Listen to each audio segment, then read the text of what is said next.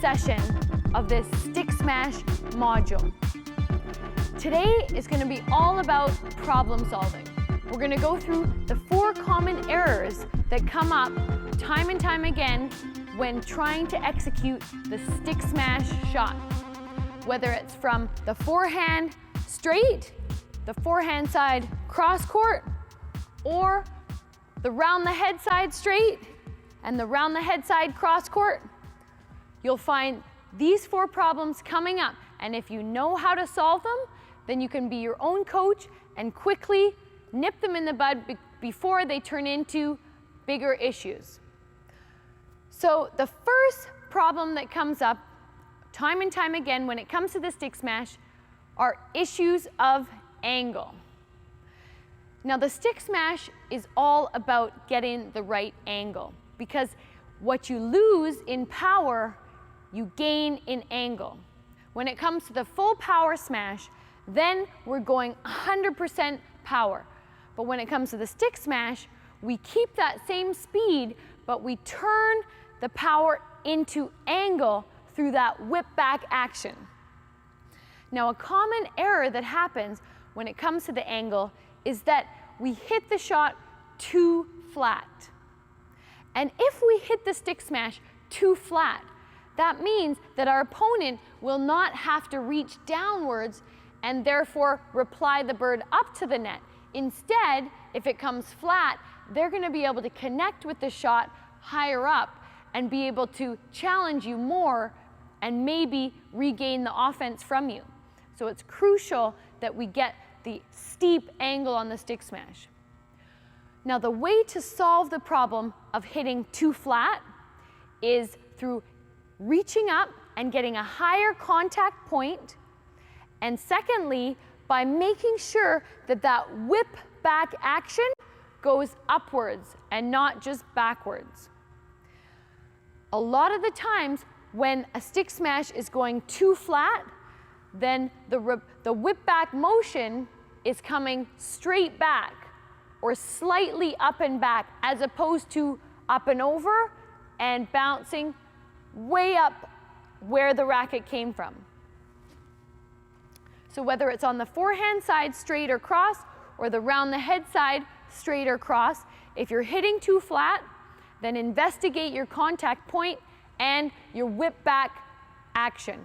Make sure it's high and make sure you whip back upwards. Whether it's straight the shot or cross court, whip back upwards. The second angle issue that you can have is that you have too much angle. And that means that you're going to be hitting the stick smash into the net. And that's an unforced error that we absolutely don't want to be doing, because that's just a freebie point that we're giving to our opponent for nothing.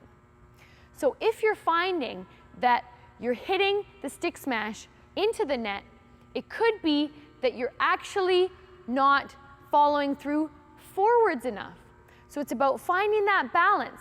If I go to connect with the shot and I only go over it, then I'm going to send the shot very much downwards. And remember, we need the trajectory of our stick smash to cross the net just above the tape. If we're coming too much over it, then we're going to send it down into the net, making the unforced error. So if that's a problem you're having, be aware and increase the angle of the racket face slightly so that you're not coming too much over the shot, but coming just in the right way through it and back. So adjust from here to here, slightly. It's important if you're having these problems that you test out both sides of the problem. So if you're hitting repeatedly into the net, then go ahead and try and hit some very flat, because you'll find that that will help you find that in-between area that's going to make the perfect trajectory. Likewise, if you're coming through too flat, then you should actually try, while you're practicing it, try to hit some into the net. This is the only time you'll hear me say it. I actually want you to hit into the net if you're trying to adjust the angle of the shot so that you realize, oh, I see, your radar for the angle becomes more acute and you can see, okay, if that one's in the net and this one's too flat, then it's somewhere in between that I'm aiming for. The second issue that comes up often when it comes to stick smash is target issues. And by that I mean where I'm aiming and whether I can accurately hit that spot when I'm in a game scenario.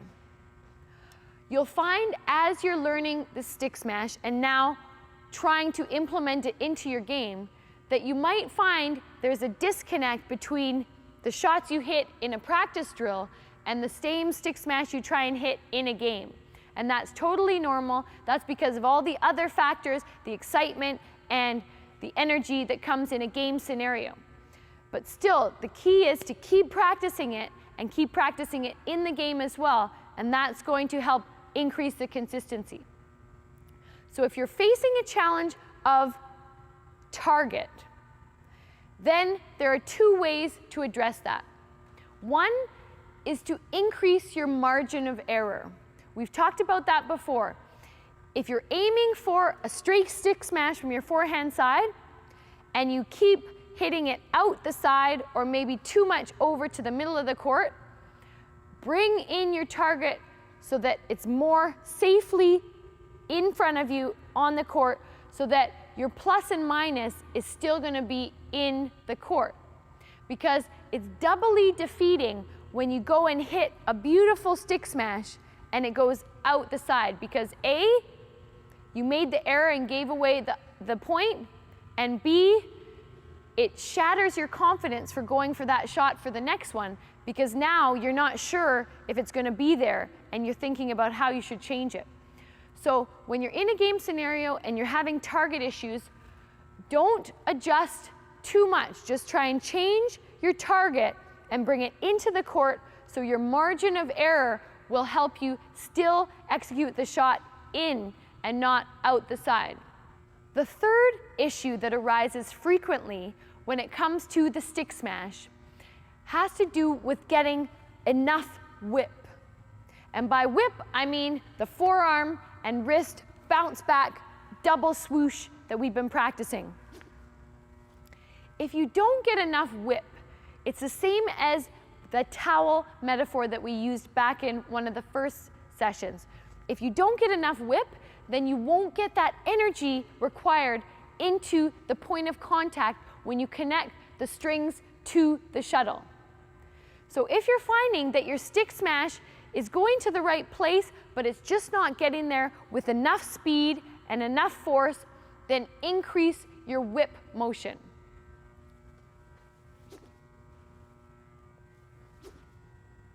Let's watch some more and watch how fast and speedy that whip motion really needs to be.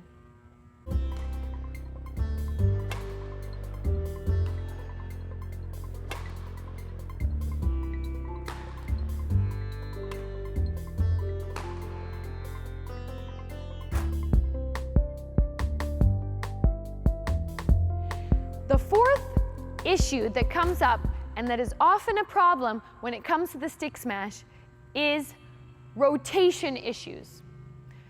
And what I mean by that is the upper body and racket rotation. It's crucial, as we talked about in the previous sessions, that you get your body power into the stick smash. So you get that energy transfer like an electric current shooting from the ground upwards through your body all the way up into the shot. Now, if you get too much body rotation, meaning from side to side, then you're actually going to lose the power that's transferring up, and it's going to become more of a side power rather than an up and over the shot power. So this is especially problematic when it comes to the round the head side, because a common error that occurs is that from the round the head side, we rotate too much into the stick smash, and that carries the shot out of the court and brings us with an unforced error that gives away the freebie point. So be aware, if you're having that challenge, that it could be that you're over-rotating your upper body instead of reaching back and forwards as you rotate through, it could be that you're twisting too much and coming across the shot, carrying with you the bird out the side. Now, one thing that you can do at home, if you have a mirror, or even better, if you have a window or something at your training facility that you can look at and reflect into, is to practice your swings, because you might think that you're doing something one way, but I've learned this from experience, because I learned a ton from both videoing and also just doing swings into a mirror to see actually the technique. I thought I was doing it one way, but when I see it on camera or I see it in the reflection, I realized that actually I wasn't quite reaching up as much as I thought I was, or I wasn't quite getting enough pronation. So you can be your own best coach using this information that I'm teaching you, and then being able to stay on top of it. Because even as we progress past the stick smash shot, you're going to need to go back and reflect on this to be able to do the tune-ups and the touch-ups that you need down the road as this shot might get a little shaky. So being able to film yourself and being able to check your swing and your stick smash technique in a mirror is a really great way to help you improve this shot and make it ready and stable into your game. So the assignments for today are for you to investigate your own stick smashes. Now, we've gone through all 4 of the shots, 2 from the forehand, straight and cross, and 2 from the round the head, straight and cross. And now it's up to you to be a detective and to go into all those 4 and ask yourselves, are you having any of these problems that we covered today? Are you having angle issues? Are you having target issues? Are you having whip issues? Or are you having problems with your rotation? If you're having any of those 4 problems, then I want you to take the solutions that I taught you today and implement them into your own shot. Now it's up to you. The assignment today is to be a detective and then to go out and practice this shot. I want you to feel confident hitting 20 stick smashes from your partner's feeds straight and 20 cross from both the forehand side and the cross court side. So I'm really looking forward to next session, the final session of the stick smash module, where we're going to summarize all the great stuff we've learned, throw it all together. It'll be lots of fun.